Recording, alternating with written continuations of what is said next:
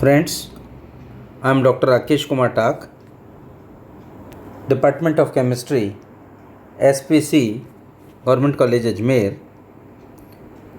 आज हम nucleic acid और उसके अवयवों के बारे में बात करेंगे।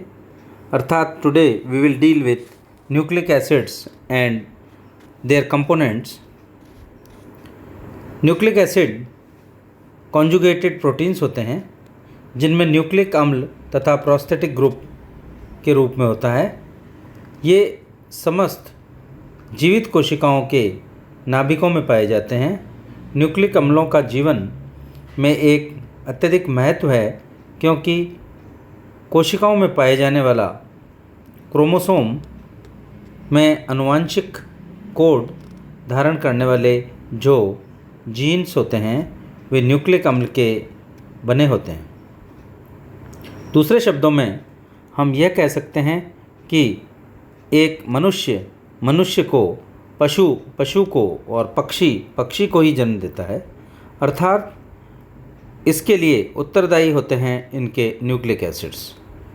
किस कोशिका में किस प्रकार के प्रोटीन का संश्लेषण हो रहा है यह भी उन्हीं न्यूक्लिक एसिड्स के द्वारा निर्धारित किया जाता है। प्रोटीनों की भांति न्यूक्लिक अम्ल भी बहुत लंबी श्रृंखला के पॉलीमर्स होते हैं। विभिन्न न्यूक्लिक अम्लों में श्रृंखला की प्रमुख कड़ियाँ या बैकबोन को समान होते हैं, लेकिन इनकी लंबाई व पार्श्व जुड़े हुए विभिन्न समूहों की प्रकृति और उनकी सीक्वेंस अलग अलग होती है। इसी कारण करोड़ों किस्मों के न्यूक्लिक एसिड बन जाते हैं। जिस प्रकार प्रोटीनों में मेरुदंड अर्थात बैकबोन के रूप में पॉलीपेप्टाइड और पॉलीमाइड्स सीरीज़ होती हैं, उसी प्रकार न्यूक्लिक अम्लों में पॉलीन्यूक्लियोटाइड्स श्रृंखलाएँ होती हैं। इसी प्रकार न्यूक्लिक एसिड्स यह एक ऐसी पॉलीमर्स की श्रृंखला या चेन होती है जिसमें अम्ल फास्फोरिक अम्ल होता है, जबकि एल्कोहल्स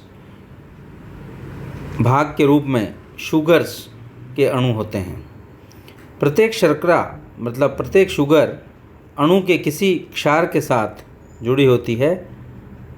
अतः किसी पॉलीन्यूक्लियोटाइड श्रृंखला में को हम बेस तो उसका शुगर होता है और फास्फेट्स ग्रुप के द्वारा हम उसको जोड़कर देख सकते हैं। इस प्रकार एक न्यूक्लियोटाइड इकाई में कुल 3 भाग होते हैं। पहला बेस यानी क्षार, इसमें नाइट्रोजन युक्त हेट्रोसाइक्लिक बेस होते हैं। न्यूक्लियोटाइड्स के 2 प्रकार होते हैं, पहला प्यूरिन एंड दूसरा पिरिमिडीन्स। न्यूक्लियोटाइडों में 2 प्यूरिन्स होते हैं, एडेनिन और गुआनिन, तथा 3 pyrimidine, thymine, cytosine, uracil type के बेस पाए जाते हैं। इनमें से यूरेसिल आरएनए न्यूक्लियोटाइड में पाया जाता है, जबकि थायमिन केवल डीएनए न्यूक्लियोटाइड में पाया जाता है।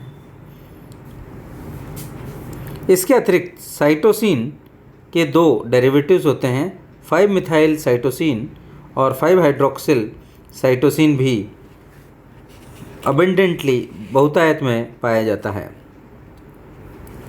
5-मिथाइल साइटोसिन तथा 5-हाइड्रोक्सिल साइटोसिन इनमें ऑक्सीजन युक्त क्षार इन कीटो लैक्टेम रूपों में के साथ साथ इनोल लैक्टिम के रूप में पाए जाते हैं, जिसके उदाहरण यूरोसिल निम्न प्रकार के 2 रूपों में पाया जाता है, लैक्टेम और लैक्टिम। लैक्टेम जो होता है कीटो टाइप का होता है, जबकि लैक्टिम इनोल टाइप का होता है। यदि हम शुगर्स की बात करें, शर्करा की बात करें, तो न्यूक्लिक अम्लों में पाए जाने वाले शुगर 2 प्रकार के होते हैं, डीऑक्सीराइबोज और D2-डीऑक्सीराइबोज। जिन न्यूक्लिक अम्लों में शुगर्स राइबोज टाइप का पाया जाता है उन्हें राइबोन्यूक्लिक एसिड कहते हैं, जबकि जिन न्यूक्लिक अम्लों में 2-डीऑक्सीराइबोज पाया जाता है उन्हें डीऑक्सीराइबोज न्यूक्लिक एसिड कहा जाता है। 2-डीऑक्सीराइबोज पुनर्लग्न से तात्पर्य है कि राइबोज की स्थिति 2 पर है तथा OH समूह के स्थान पर H समूह है, अर्थात OH समूह का ऑक्सीजन परमाणु गायब हो गया है। शर्करा अणु फ्यूरेनोस के रूप में पाए जाते हैं। शर्करा समूह C1 के साथ बीटा बॉन्ड बनाते हैं जो बेस से जुड़े होते हैं। इसी तरह से फास्फोरिक अम्ल तथा मोइटी न्यूक्लियोटाइड में एक अणु में एक शुगर तथा एक क्षार और एक फास्फोरिक अम्ल मोइटी निम्न प्रकार से जुड़े रहते हैं, अर्थात फास्फेट और क्षार के बीच में शर्करा जुड़ी रहती है। उदाहरण के रूप में एक न्यूक्लियोटाइड एडिनोनिन मोनोफास्फेट की रचना निम्न प्रकार से की जा सकती है। एक शर्करा इकाई को न्यूक्लियोटाइड कहते हैं, जबकि एक क्षार फास्फेट को इकाई को न्यूक्लियोटाइड कहते हैं। उदाहरण के लिए एडिनोसिन राइबोस प्लस एडेनिन एक न्यूक्लियोटाइड है, जबकि एडिनोसिन डाइफास्फेट यानी ADP ribose plus adenine plus 2 phosphate group के रूप में होता है। फास्फेट समूहों में कई प्रकार के न्यूक्लियोटाइड परस्पर फास्फेट एस्टर बंध तथा संयुक्त होकर पॉलीमर बनाते हैं जो श्रृंखला को पॉलीन्यूक्लियोटाइड निर्माण करते हैं। इस प्रकार प्रत्येक शर्करा अणु के तीसरे C3 व 5वें C5 कार्बन परमाणु पर फास्फेट ग्रुप एस्टर बंध बनाते हैं। अतः श्रृंखला एक सिरे पर फास्फेट C3 से जुड़ा होता है, जबकि दूसरे C5 सिरे पर न्यूक्लियोटाइड श्रृंखला जुड़ी रहती है। सरल रूप में DNA और RNA न्यूक्लियोटाइड श्रृंखला के विभिन्न प्रकार से बताया जा सकता है।